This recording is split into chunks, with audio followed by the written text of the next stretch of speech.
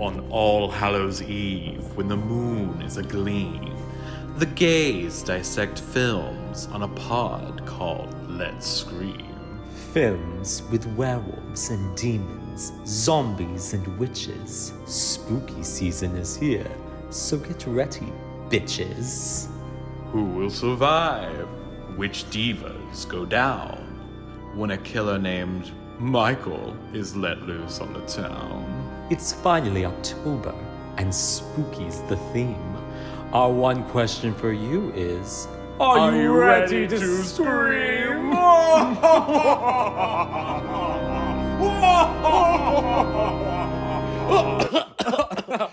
God. Oh, you good? Girls, sorry about that. I don't know what was in my throat.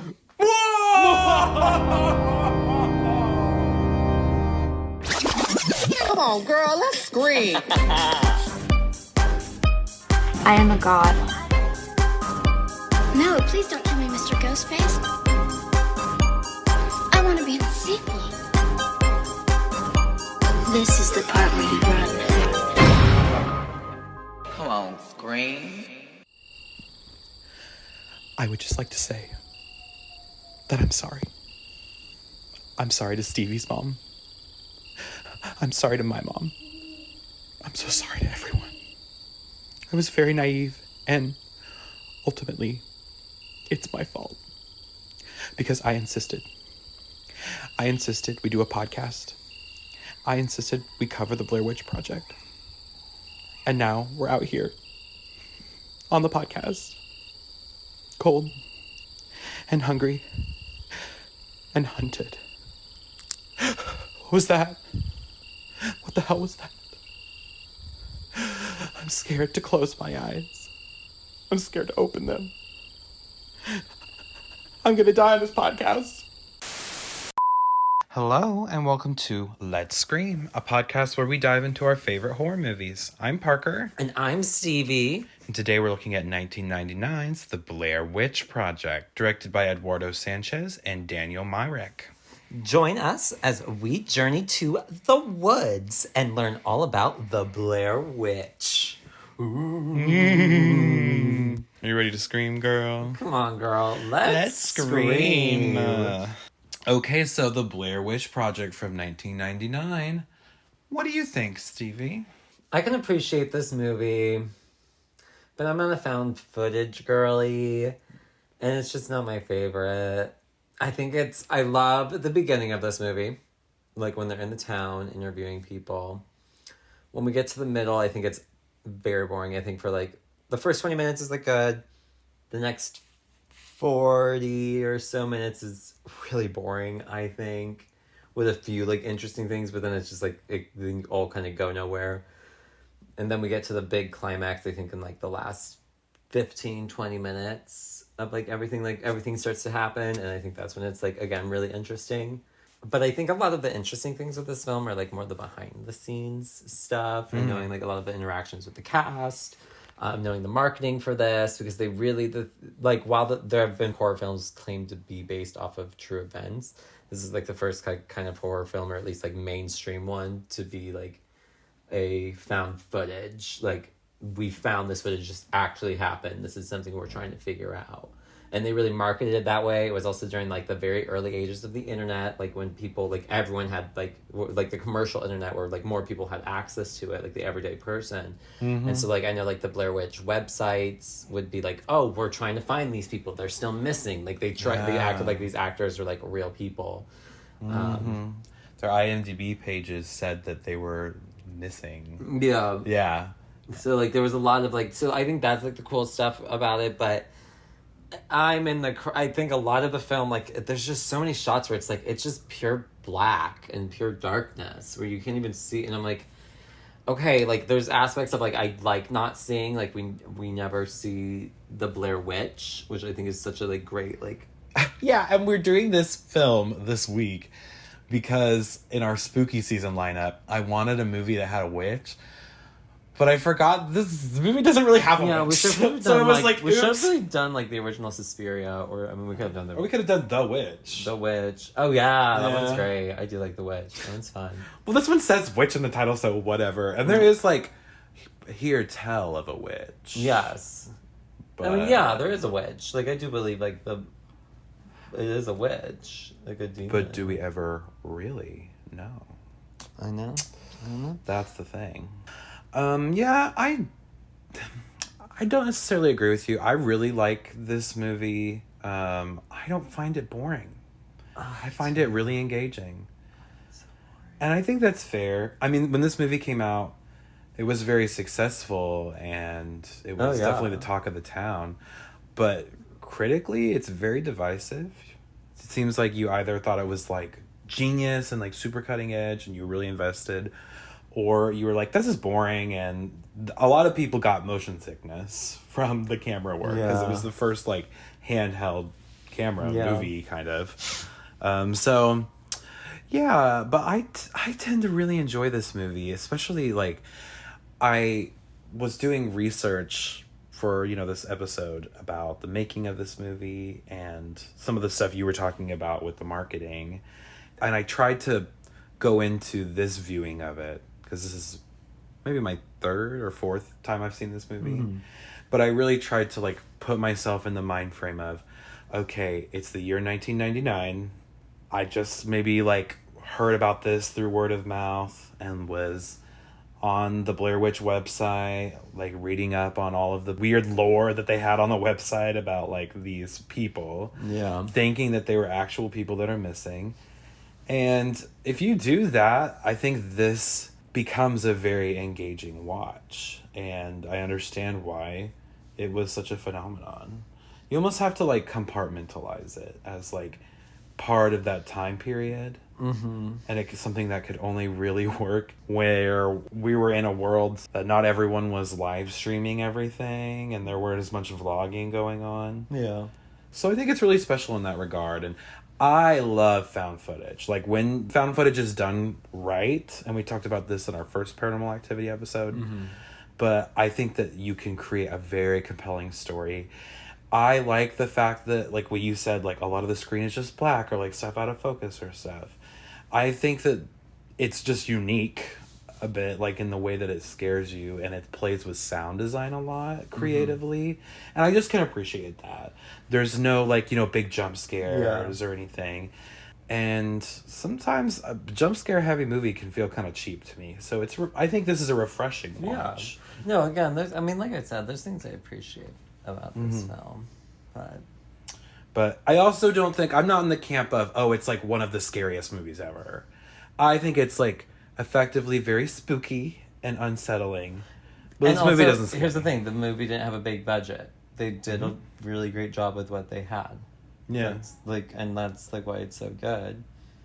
But that, and another interesting factor about this movie is the whole behind the scenes of it. So like there was this casting notice that said wanted, looking for some actors who are really good at improv and would be interested in doing like a film. And they picked these three people. I think that Heather specifically is what holds the movie together. Like the whole precipice is standing on this girl's improv skills and her acting ability. And I think she nails it. If you don't know like how they ran the production, there was not a script. Yeah. They were told scenarios through walkie-talkies, and the crew would go out a little ahead of them in the woods, like on the hike, and they would set up like the spooky thing that they wanted them to react to.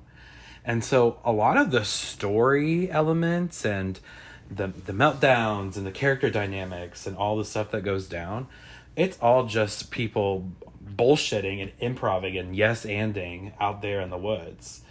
And keeping that in mind, I really appreciate the dialogue in this movie. It's all made up, but it's all really convincing. The characters are super believable, and it's spooky as fuck. So, yeah. And another thing that I found interesting was that Heather specifically had trouble getting acting work after this movie, and it kind of like ruined her life in a way. Like people thought that she was the actual character Heather in this movie because, everybody used their real names for the marketing. And a bunch of people, like, hated her. And, like, when they found out that she was alive and would get seen out in public, they'd be like, shame on you for putting those 2 poor boys through all of that and causing them to go missing. Like, this was an actual thing. Isn't that shitty as fuck? Oh. I know. So she retired from acting. But you know what? She's a weed farmer now.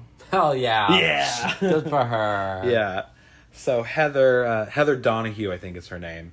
We have mad respect for you. On Hell the yeah, Love good Scream for her. podcast. Good for her. And I think that she's a great actress and definitely sells the, like, meltdown crying scenes Oh yeah. perfectly. I Yeah. mean, that scene where the camera's, like, really close up on her face. Which was an accident. Which was an accident? Oh, yeah, I did read that. Like, wasn't it, like, she zoomed in too much? Yeah, she didn't realize it and they just kept it. I love it. Yeah. It's, like, No, so it adds so iconic. much to it. Yeah.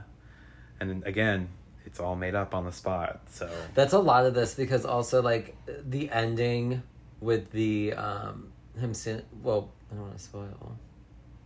Well, We'll get into it. We'll get into it. Yeah, But sure. There's some things that were, like, changed last minute. There's some things that were just, like, coincidence or, like, things that didn't happen. Yeah. Because there was a moment where you actually were supposed to see the Blair Witch and the cameraman screwed up. Then it was whoever played Josh or Mike. Yeah. Because there were no cameraman. It was Josh, Mike, and Heather being the camera people. But then it was Josh or Mike screwed up. Yeah. And didn't get footage of the Blair Witch. Yeah, Yeah. that's what it was, yeah. So yeah, really unique movie. It was very influential. I'm excited to talk about it. And is there anything else you want to add before we get into spoiler territory? No. No? All right. You heard it here, folks. At this point, we will be getting into spoiler town. So if you've never seen the Blair Witch Project, pause that, go watch it. I will say it's a short little ditty. Mm-hmm. Very digestible. And then come back and get into the story with us. Are you ready to scream, girl? Let's scream. Let's scream. So, we open on a title card that tells us in October of 1994, 3 student filmmakers disappeared into the woods near Burkittsville, Maryland, while shooting a documentary. A year later, their footage was found. We meet Miss Heather in her home, telling us that she is getting ready to go on a trip for the weekend and she is going to explore the Blair Witch. She meets up with Josh, her friend, who is like a camera guy, and they have a color camera and a black and white camera.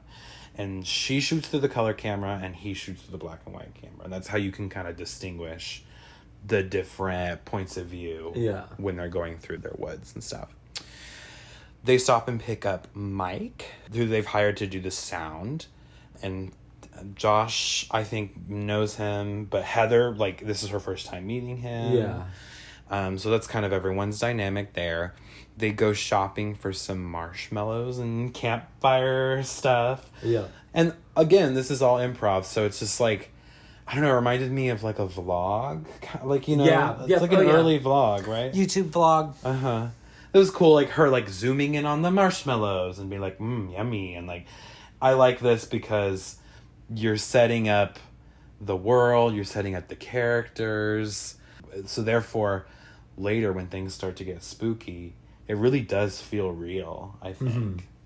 We get, like, more of an idea of Heather's character. She's very film school nerd. Yes. She reminds me of some of my friends from college who were film majors. Yeah. And she's very passionate. They do like this opening scene where they record the intro for this documentary she's working on. And she puts on like a very like newscaster voice, which I thought was funny. Yeah. Because I get the idea that Heather is definitely a perfectionist. And I think because she's the only girl working on this project and she's the director, feels like she has to be a hard ass. Yeah. And like really take control and convince these guys that she knows what she's doing. Yeah, absolutely. Because especially I feel like at this time, like how often do you see in movies the director being a woman? Like I feel like that's kind of a rarity. Mm-hmm. So Interesting, like, I think gender dynamic there at play, for sure. She's overcompensating a lot, and her hubris will kind of affect the whole story going forward. And again, I think Heather Donahue does a great job of creating this character, again, on the spot. You really buy her as this complicated person because she just feels real. It all feels very, very real. Like, we all know this girl. And that's what I really like about this movie, straight up. She tells us in her, like, little intro, there are an unusually high number of children who passed here, mostly in the 1940s. And we see this, like, graveyard in the town of Burkittsville, which they said is formerly known as Blair. Yeah. So that's where the name Blair comes from. And there's all these gravestones that they zoom in on that are, like, little kids. Like, that's weird as fuck, right? They go around and they interview townies. This is maybe my favorite part. Yeah, I thought this was the best part. And that's why I was like, I was really into it at first. I was like, oh, this is really, I was like, I like this. And then it just... And... It takes a turn that I get bored. And the cool part about this is that some of the townies were just people that they were going up to and interviewing. And it was basically whoever, like, was playing along and would be like, oh, yeah, the Blair Witch, like, sure, I know about that. Mm-hmm. That's what some of these are. But then some of them are crew members that they planted. Yeah. To, like, kind of give the lore. The lore. Yeah, exactly. I liked the mom that had the baby that was trying to cover up her mouth. And she's like, it's okay, honey. Like, it's not a real story. And then she, like, mouths, it is true. Like, to the camera. I thought that was really funny. Yeah. That woman was literally a random woman who was at this diner, and Heather and Mike and Josh walked in and were going around to, like, people and being like, can we interview you about, like, any paranormal activity you've witnessed in this town or whatever? And this woman was like, yeah, sure. Like, that's fine. And I just think that's really fucking cool. Yeah. Yeah, she talks about 2 men who went camping and went missing. Yeah. Is her lore, I guess. There's an older man who tells about young kids who disappeared. And then a young guy tells about 7 kids who were killed by a guy who made them face in the corner. Which this lore was put in to the movie. Yeah. This is what's like, they went back in retrospect. Yes. But yeah. Then there's this old ass man who Heather's like, do you believe in the supernatural? And he's like, nope. And she's like, are you a religious man? And he goes, yep. And she's like, alrighty. All right. I have to believe that's probably a real guy. Yeah. Which I love. And they hear about this crazy lady in town named Mary Brown, who is maybe my favorite character in this whole movie. I really like this character. They go to her house, which is really weird. She has like a gate and like a fence in her front yard. And it's like made out of sticks. It's so weird. Yeah. And apparently that was her real house. And that's like her real fence. She just happened to have like kind of a spooky fence. It's pretty cool, right? Yeah. And she comes out of her house and she tells this story of an encounter she had with the Blair Witch. And she was like a child. She was out fishing with her dad and she was laying down on the dock and she turned over and she saw a woman covered in hair. Like long horse hair. Long like black a mane. Horse hair. Is how I took it. Is how she was describing it? Yeah. And wearing like a shawl. She wore a shawl? A shawl. Roxy, what's a shawl? Huh? What's a shawl? They have the crown, they wear the shawl. Take the crown, we wear the shawl. Cut.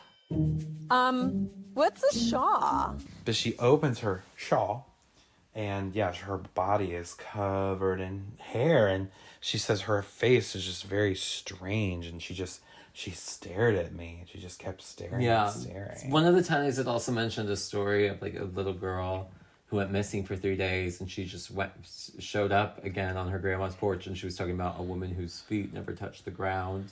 Mm-hmm. That's the fisherman. Which Yeah. these fishermen reminded me of my uncles. Especially my Uncle Dave loves to fish, and he reminds me of the guy on the left, if you watch this movie. Yeah. He just kind of talks like my Uncle Dave. I feel like fishermen guys all kind of have like that same personality. Mm-hmm. And that night, they hang out and they drink and they prepare to camp the next day. Yeah. Heather takes a shot. She's like, I hate whiskey. Ooh, she makes that like... that face that I definitely make anytime I have to drink dark liquor. Like, ugh, can't stand it. And the next day, they start into the woods. Into the woods, it's time to go. Into the woods to grandmother's house, to Blair Witch's house. Heather is And super home before confident. dark. And home before. Ooh. Ooh. Oh, that's not. That's not. No. In the sense Too that... soon. Heather is super confident. She is in control. I wrote she is locked in. Yeah.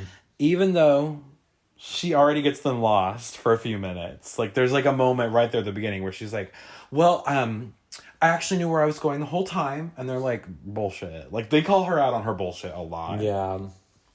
They get to their first location, which is a place called Coffin Rock. And they record a segment where she explains that men were found that had been tortured and like laid out in a ritualistic way. And they had like weird hieroglyphics and runes carved into their skin. And someone went to go get help. And when the search party came back into the woods, all the bodies were just gone. They disappeared. But you could still smell the stench of death. It starts to rain, so they pitch a tent. And again, we get more moments of levity, them like in the tent just joking about like, oh, don't fart. That kind of stuff. But in the morning, Josh says he heard some weird noises. And she's like, well, what kind of noises? And he's like, well, the first I'm pretty sure was just an owl. But I swear the second noise was somebody cackling. See, this movie... it's not, like, scary, necessarily, but it's so creepy. It makes, like, the hairs on the back of my neck stand up. Yeah. It's just super creepy. They film Mike's chest hair, which I appreciate chest hair. Mm-hmm. Anytime you're going to zoom in on some nice chest hair, I'm going to say that's for me. They even film Heather peeing, which I thought was funny. Ew. Mike is very skeptical that Heather knows where she's going and like what she's doing. And they're also annoyed that she keeps filming everything. Yeah. Like, Heather, we're not here to make a behind the scenes featurette. Yeah. Why are you filming everything? Like, you're wasting film. What the fuck are we doing? They have to cross this big river on a log, and they have all this heavy equipment. And so we see them do that. They kind of scale across it. And then they come across 7 piles of rocks arranged in a witchy pattern. And it's so spooky. It's like a pentagram or whatever. It's like a there's a term for it. But they're like usually they mark like graves. Typically. Right. Well, and there's 7 of them. And apparently, according to the one guy earlier, there had been 7 kids that went missing. So it's like, the implications here are not great. Ew! And Josh accidentally knocks a rock pile over. Heather kind of like puts it back really fast. But it's like, ooh. Ooh, you fucked up. You fucked up. You disturbed it. Not a good move. Not a good move. So that night, they're in the tent. And they hear some snapping noises. Twigs snapping. But it sounds like it's coming from all around them. And they can't track where it's coming from. It's spooky. And then the next day, it's like really rainy. Mike is super sketched out. And he thinks there's like hooligans following them around. Or like locals maybe. But they're like deep in the woods. Yeah. So that doesn't seem likely either. But I guess that would be the most logical conclusion I would come to. Because how the fuck else is there gonna be snapping noises? He says it sounds like footsteps. Yeah. But they're all around, so maybe it's multiple people. But he's like, I think somebody's fucking with you. And they're asking Heather, like, did you tell anyone, like, that you were gonna come out here? Like, and she's like, not really. I mean, like, I told my parents, like, what I was doing. But no one would know, like, our specific location out in the middle of these woods. So... things are just not adding up. No. The math is That's not so fucking mathing. scary. They start to hike back to the car, which is, always their plan. And it's taking forever for some reason. And it's become clear as the day goes on that Heather has got them lost. And Mike gets pissed. Yeah. Because, again, he doesn't know them that well, and he didn't really know what he was signing up for, and he definitely did not want to spend all this time out in the woods, I feel like. And they have to camp that night because it's getting too dark, and they were supposed to be getting back that day. So they're just pissed with her, because they have, like, Josh is like, I have to go to work tomorrow. Like, what the fuck am I supposed to do? We have to return this equipment tomorrow. Yeah. What the fuck are we supposed to do? And Heather's kind of saying what she thinks they want to hear. Yeah, and she keeps making promises that she can't keep. We'll get it. It's Yeah. fine. We'll get everything returned. So they're definitely pissed. But that night, they hear more snapping sounds in the distance. And then the next morning, they find 3 rock piles outside their tent. Uh-oh. 3! One for each one of them, I'm guessing. Yeah. Unfortunately. Josh is getting shitty with Heather at this point.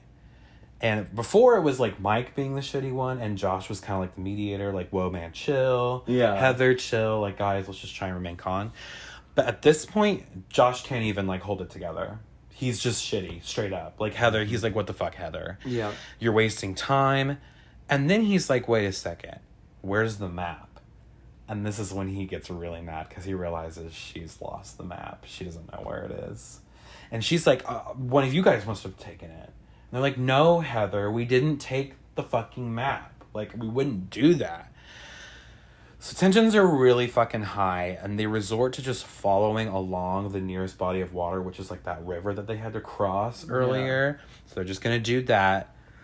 And the boys start to get really stir crazy because, they're exhausted. Yeah. It happens when you haven't eaten and you're tired and cranky. And they start laughing. And Heather's like, guys, this is not funny. Da-da-da-da-da.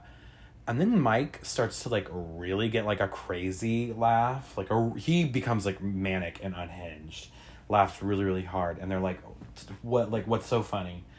He reveals that he kicked the map into the fucking creek the day before. Which, dumb. Stupid as fuck. How the fuck are you gonna kick the map? That was your only chance of ever getting out of there. So they're so pissed. And this is when the 3 of them get into a fight. And again, it's like, this was all improv. And they do such a good job at still creating, like, a narrative story to follow. Yeah.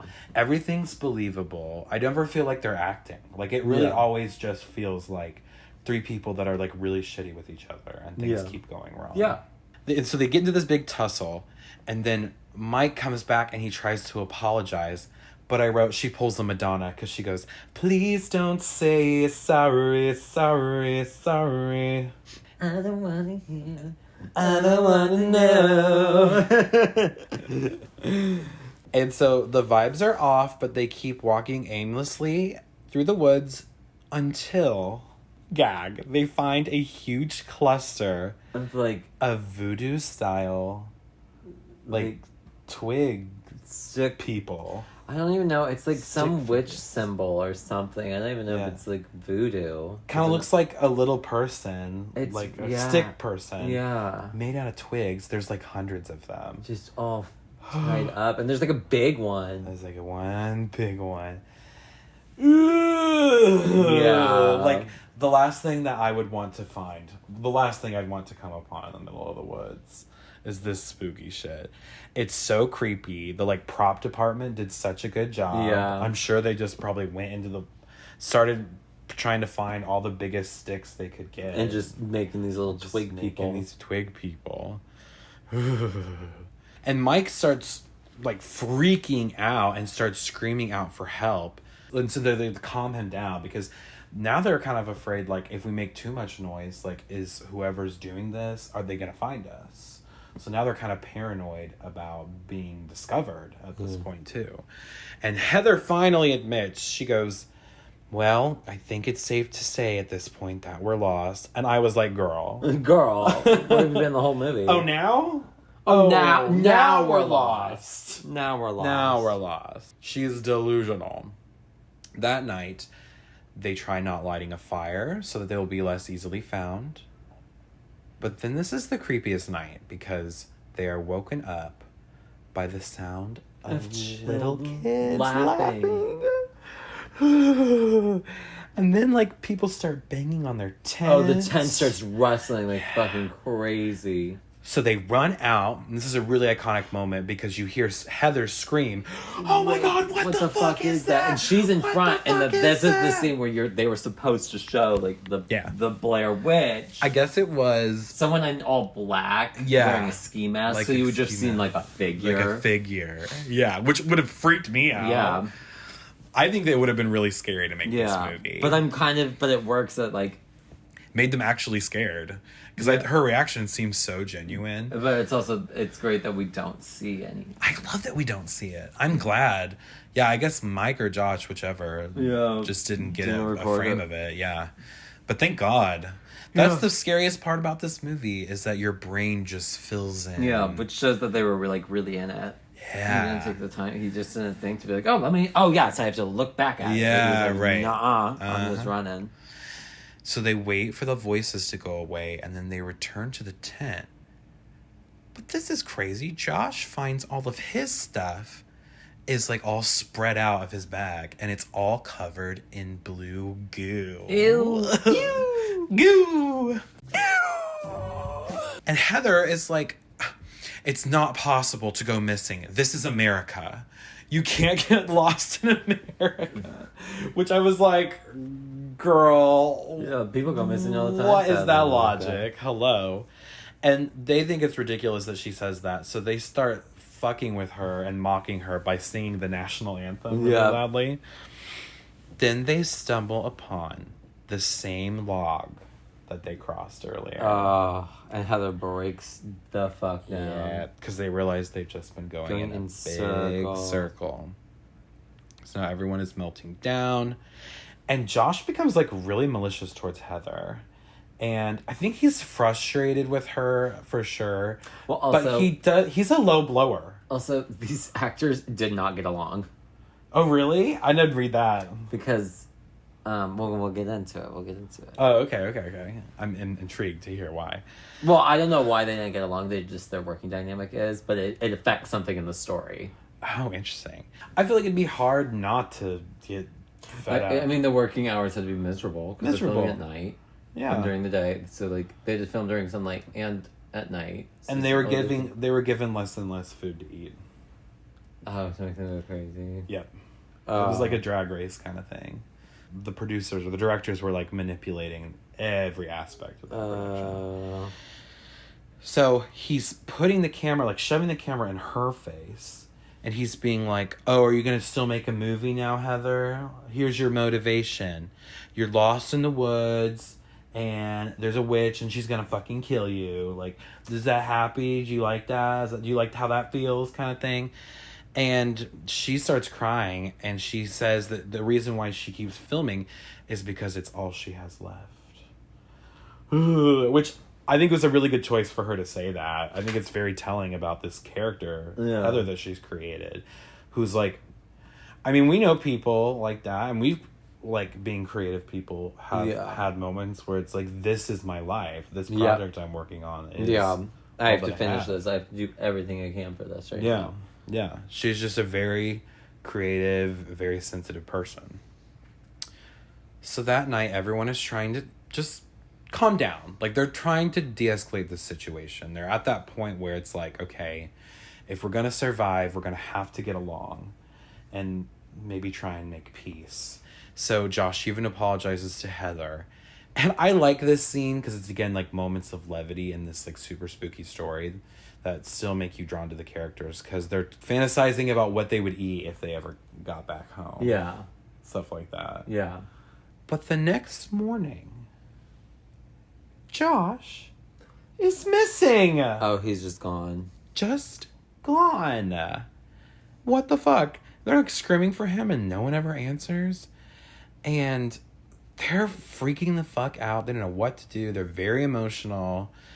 And Mike and Heather decide to go east because the logic is the Wicked Witch of the West was bad, so they'll go east rather than west.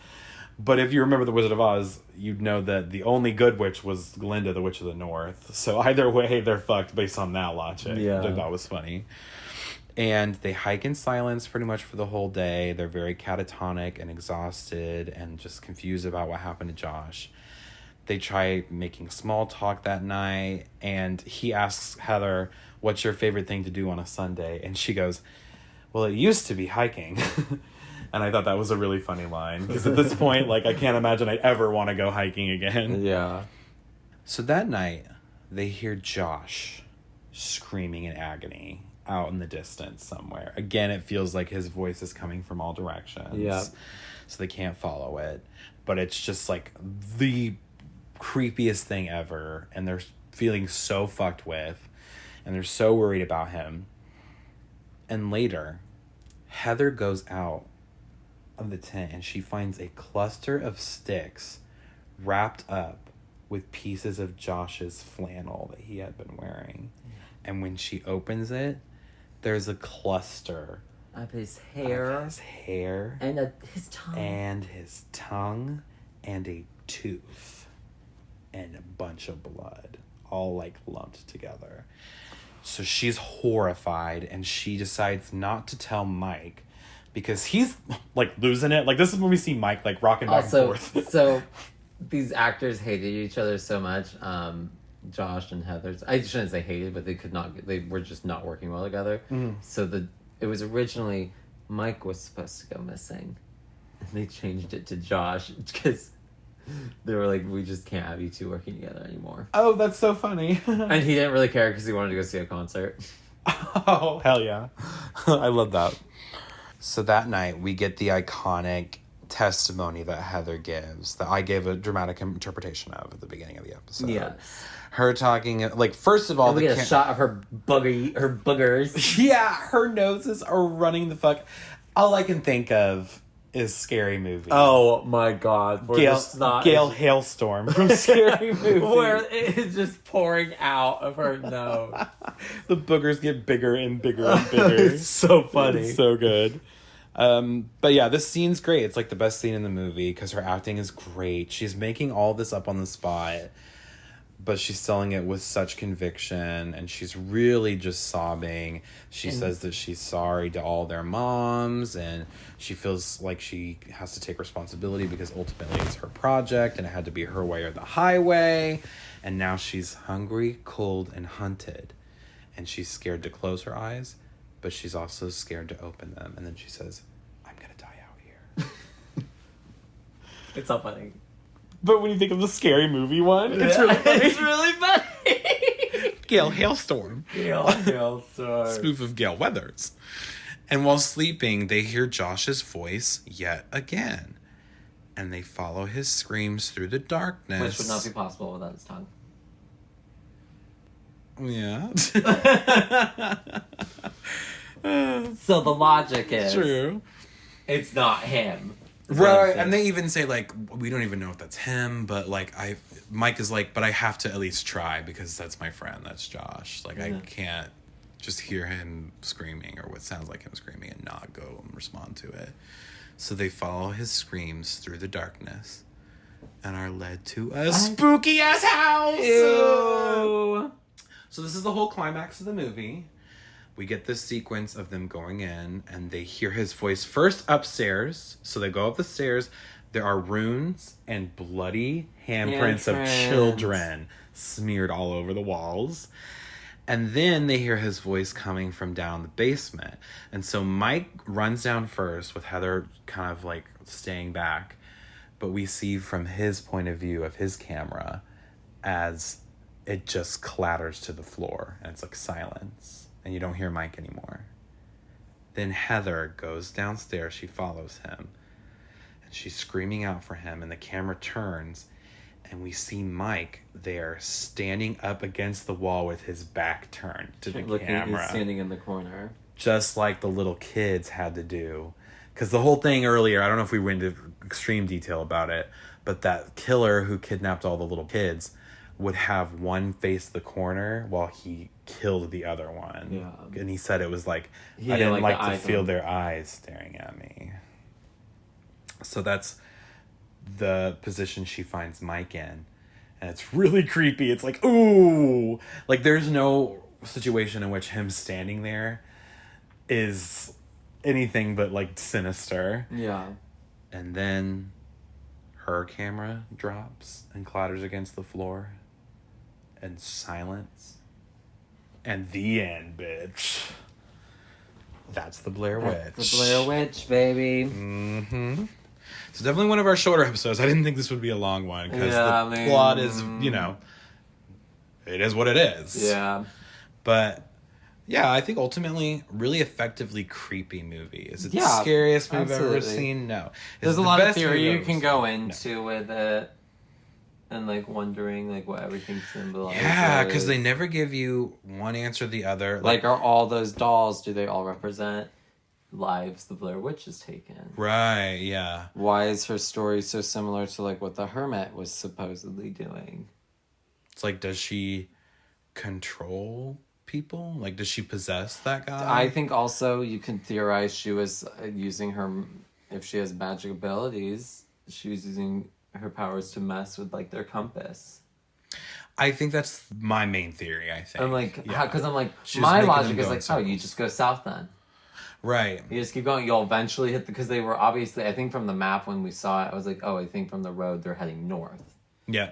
You could assume. Mm-hmm. And so I'm like, oh, obviously, like, then you just head south. And that would be my logic. But I think So if the because once they compass had started been going in tampered with, that would make sense. so I think Yeah. once they started going in circles, like, it was at that point, she was, like, really fucking with them. Mm-hmm. Spooky. Yeah. Spooky for sure. So yeah, that's Blair Witch. That's the Blair Witch. Good movie, I think. I really enjoy it. You really like it. I It's would just- recommend it. Yeah, I think everyone should watch it. Mm-hmm. Get your opinions on it. If you love it, awesome. For me, it's just not, like, just not one of my favorites. Let us know in the comments how you felt about the Blair Witch Project. We would love to see what you guys have to say. Yeah. Okay, so for next week, we're going to continue on this little found footage tangent we had. Yes. So, you know, we had Frankenstein with Bride of Frankenstein. We had a witch with the Blair Witch. With the Blair Witch. We had a werewolf with Ginger Snaps. Ginger Snaps. So I was like, we need a ghost. Yes. We need some spooky ghosts. We need a spooky ghost. Or I guess a demon. So we're doing Casper, bitch. No, that would be cut. The Christina Ricci version or the Hilary Duff? Which one? Christina Ricci. Christina Ricci. Yeah, That's the Christina version. Ricci, I agree. No, No, we're we're not doing doing, that. actually, we're continuing the Paranormal Activity franchise next week. And we're going to do my favorite one, which is Paranormal Activity 2. Electric Boogaloo. Electric Boogaloo. So, yeah, that one's fun. It has some fun scares. I'm Yeah. excited to get into it. Yeah. And, again, another movie that was influenced by the movie we talked about this week, Blair Yeah. Witch. There would be no Paranormal Activities without The Blair Witch. So I'm excited. And that is all for this episode of Let's Scream. We thank you so much for joining us in the woods today to learn all about the Blair Witch. Please remember to follow the pod, like the pod, and leave a glowing review of the pod. We are at Let's Scream Pod on all of the socials. And you can now stream Let's Scream not only on YouTube and Spotify, but on Apple Music, bitch. Because ugly people deserve to listen to our podcast too. We want them to leave positive reviews, Stevie. No, I'm just kidding. Apple Podcast is totally You guys are hot, yeah. We're totally not ugly. Hot girls listen to Apple Podcasts. Okay, bitch, where can the people follow you? You can follow me at StevieNash95 on Instagram. And you can follow me at Parker_Will_C on Instagram. And until next time, this has been Let's Scream. Bye.